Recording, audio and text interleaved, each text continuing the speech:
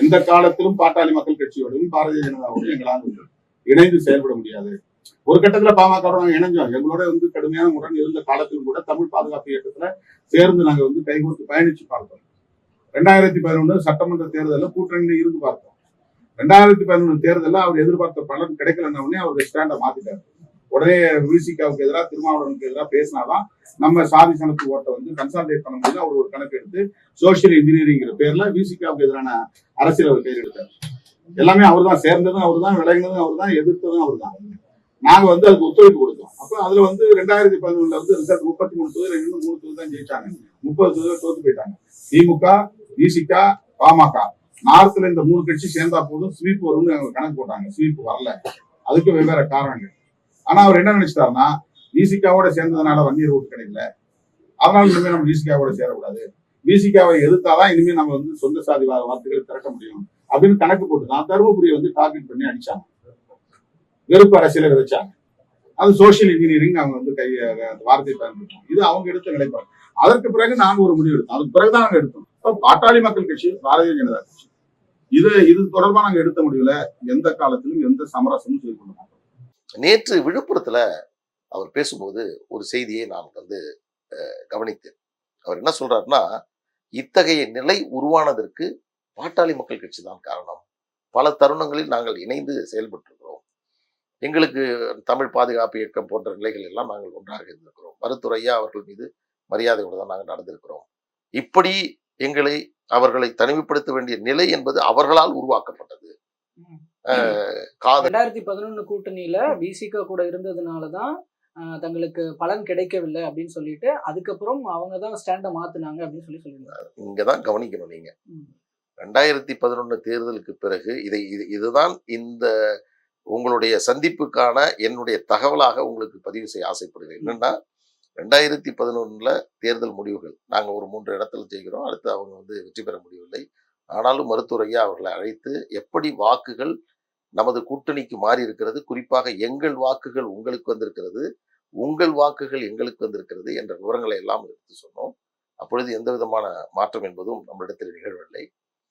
2011 பிறகு 2012ஆம் ஆண்டு திவ்யா இளவரசன் பிரச்சனை தர்மபுரியில் உருவானது.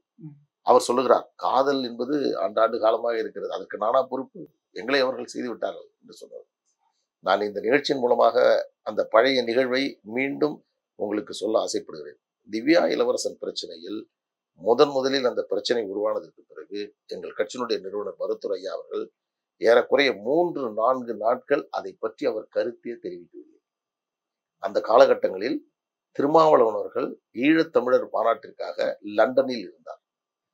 அந்த காலகட்டத்தில் மருத்துவரையா அவர்கள் தருமபுரியில் இருந்த முன்னாள் நாடாளுமன்ற உறுப்பினர் டாக்டர் செந்தில் அவர்களையும் அப்பொழுது மாநில துணை பொதுச் செயலாளராக இருந்த சரவணன் அவர்களையும் அழைத்து விடுதலை சிறுத்தை கட்சியில் இருந்த முக்கிய பொறுப்பாளர் நந்தன் அவர்களோடு ஒரு இணக்கமான அந்த பதட்டத்தை தணிப்பதற்கான நடவடிக்கைகளை மேற்கொள்ள வேண்டும் என்று அவர்கள் சொல்லி இந்த மூவருமே அப்பொழுது அங்கே பேச்சுவார்த்தைகள் எல்லாம் நடத்தப்பட்டது.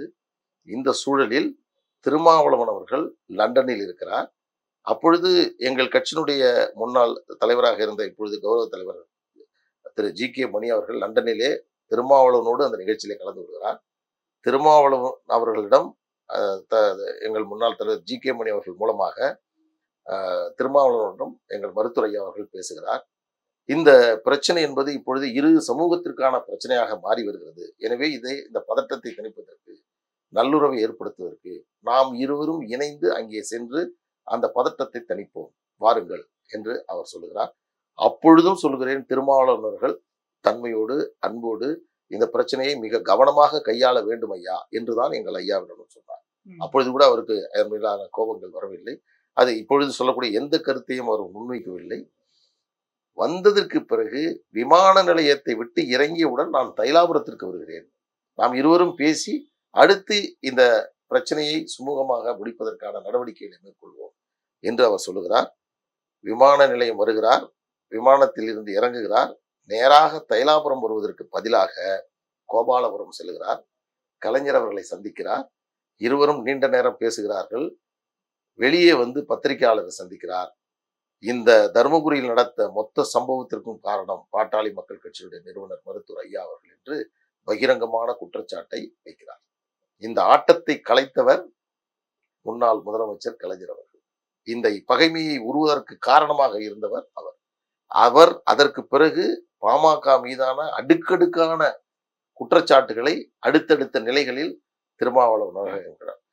அவருடைய நாங்கள் சொல்லுகிறோம், ஆரம்பத்தில் அதை அப்படி அவர் கவனித்தார், எத்தகைய வார்த்தைகளை பயன்படுத்தினார், எந்த நிலைப்பாட்டை மேற்கொண்டார், கலைஞர் அவர்களை சந்தித்ததற்கு பிறகு என்ன நிலைப்பாட்டை மேற்கொண்டார் என்று சொல்லுகின்ற பொழுது இந்த உறவுகள் விரிசலாவதற்கும் இத்தகைய பிரச்சனை உருவாவதற்கும் நாங்கள் காரணம் அல்ல. கலைஞர் அவர்கள் விரித்த அந்த வலையிலே விழுந்தவர்கள் நீங்கள். அதன் காரணமாக இந்த நிலைப்பாட்டை மேற்கொண்டவர்கள் நீங்கள்.